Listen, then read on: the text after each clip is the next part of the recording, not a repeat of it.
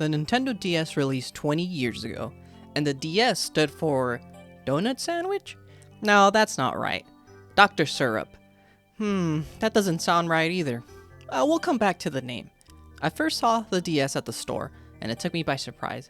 I had not heard of a new system that was going to be released, and it blew my mind. Super Mario 64 DS looked amazing on the system, and I couldn't believe the graphics. Until a year later, the PSP released and had almost PS2 graphics and whatnot, but that's a topic for another day. Nintendo themselves said that the DS was not going to replace the GBA, but it was going to be another system in the ecosystem. But we all knew what that meant. It was a successor to the GBA. Come on, Nintendo, you ain't fooling nobody. I guess they were worried that the DS was going to flop, and then it went on to be the second best-selling console of all time. Now, the original DS was clunky and bulky. I did have the original one in blue, but now the one I have is a DS Lite, which released in 2006 and was a slicker, thinner, and the one that everyone wanted to get their hands on. Even your grandma had a DS Lite. There was even a report of a DS Lite delivery being robbed. The DS Lite was a great iteration to the DS consoles, which of course the DS stands for Diesel Summer. No, that can't be right either.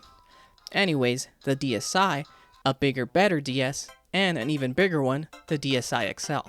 Now, I never had the DSi models, but everyone I know who did speaks highly of the systems, with the fancy cameras and the eShop, but the lack of the GBA port was a no-go for me. Don't worry, I gotcha.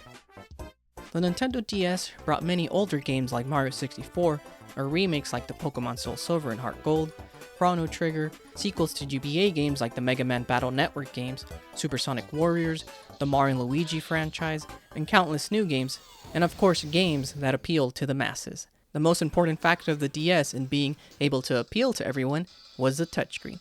It came out right before the smartphone explosion, and the touchscreen games we all came to play on our phones.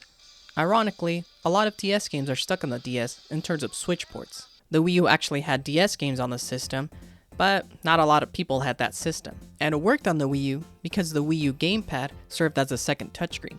One day, we'll be able to play DS games officially on the big screen once again. As for my story with the DS, well, as I mentioned before, I had the original blue one. And one day when I was like in 6th grade, I set it down on a stack of storage boxes I had laying around, open too for some reason.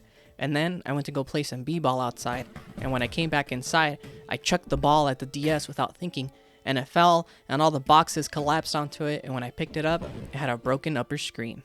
I remember feeling like the dumbest person in the world. Why did I do that? I immediately went and told my mom if she could take me to EB Games the next day, as I had some money saved up over the years from like birthdays and holidays, and the next day, I traded in some games, including the Spider-Man GBA game we looked at in the Video Game Glitches video, and I got the white DS Lite. Eventually, the hinges on the DS Lite broke, and I ended up buying this exact DS Lite for my cousin. Now it also has broken hinges, along with a broken volume slider. I guess the DS systems were very vulnerable, or was it me? Me. Okay, from now on, I'm gonna play it safe, and keep my delicious spaghetti system? No, this doesn't sound right still. DS has to stand for something creative. It can't just be dual screen or something.